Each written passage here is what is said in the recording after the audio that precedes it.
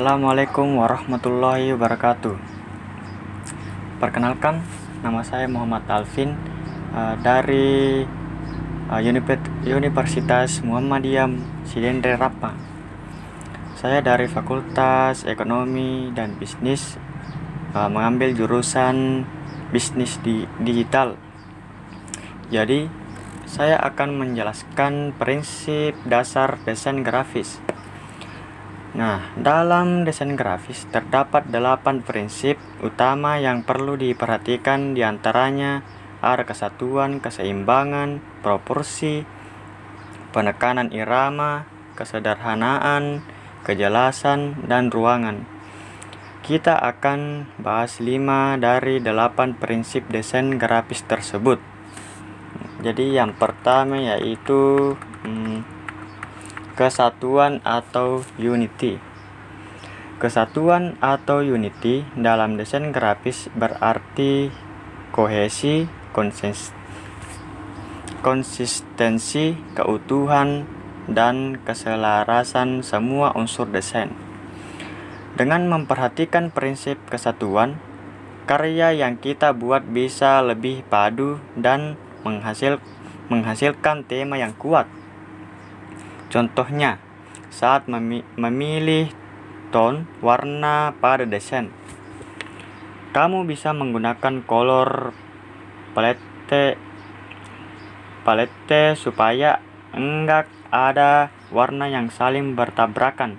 Selain itu, kamu juga bisa menggunakan jenis font yang sama atau setipe jika desain kamu bisa mengandung teks. Yang kedua, keseimbangan atau balance. Nah, dalam desain, selain semua unsurnya harus saling menyatu, kita juga perlu memperhatikan masing-masing komposisinya. Untuk itu, perlu adanya prinsip keseimbangan. Dengan menerapkan prinsip keseimbangan, desain yang kita buat akan memiliki estetika yang baik dan lebih komunikatif. Ada 2 pendekatan dalam prinsip keseimbangan desain grafis, yaitu keseimbangan simetris, asimetris, sederajat, dan radial. Selanjutnya yang ketiga, proporsi atau proportion. Secara matematis, proporsi merupakan perbandingan antara bagian yang satu dengan bagian yang lain. Dalam desain, proporsi digunakan sebagai skala untuk membandingkan tiap-tiap unsur. Misalnya nih, kamu ingin membuat desain poster film. Maka, bagian yang ingin kamu tonjolkan ke audiens adalah gambar dan judul film. Jadi, porsi kedua unsur tersebut tentunya akan lebih besar dibanding yang lain. Keempat, penekanan atau emphasis. Penekanan adalah cara untuk menentukan bagian mana yang menjadi prioritas dalam desain yang kamu buat. Biasanya, bagian ini merupakan informasi atau kesan yang ingin kita sampaikan ke audiens. Nah, penekanan dan proporsi tentunya saling berkaitan. Ya, unsur-unsur yang menurutmu menjadi prioritas pasti akan memiliki proporsi yang lebih besar daripada unsur yang lain. Jadi penekanan dalam desain grafis ada 3, yaitu 1. Hierarki, yaitu ditentukan berdasarkan urutan atau susunan. Yang kedua, skala dan proporsi, yaitu menonjolkan informasi utama dengan ukuran font yang lebih besar atau memakan space desain yang lebih banyak.